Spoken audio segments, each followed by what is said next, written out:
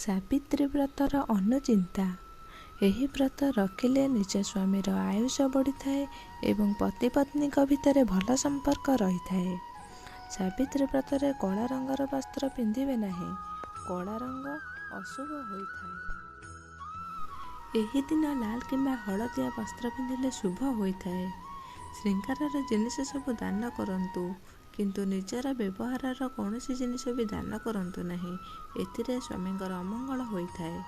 ଏହି ଦିନ ସୂର୍ଯ୍ୟ ଉଦୟ ହେବା ଆଗରୁ ଉଠିବା ଉଚିତ ଏବଂ ଏହି ଦିନ ଶାରୀରିକ ସମ୍ପର୍କ ରଖିବା ଅନୁଚିତ।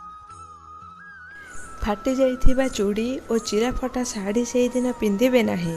ଏହି ଦିନ ତୁମ ସ୍ୱାମୀଙ୍କ ସହିତ ଝଗଡ଼ା କରନ୍ତୁ ନାହିଁ। ବିବାହିତ ସ୍ତ୍ରୀମାନେ ନିଜକୁ ସଜେଇ ହୋଇ ରଖିବା ଉଚିତ। ଏହି ଦିନ ଘରେ ପାଟିତୁଣ୍ଡ କରିବେ ନାହିଁ କି ଏହି ଦିନ ପିଲାଙ୍କୁ ବାଡ଼େଇବେ ନାହିଁ। ଏହି ଦିନ ମା ପାର୍ବତୀଙ୍କୁ ଶଙ୍ଖା ସିନ୍ଦୁର ଦେଇ ପୂଜା କରାଯାଏ।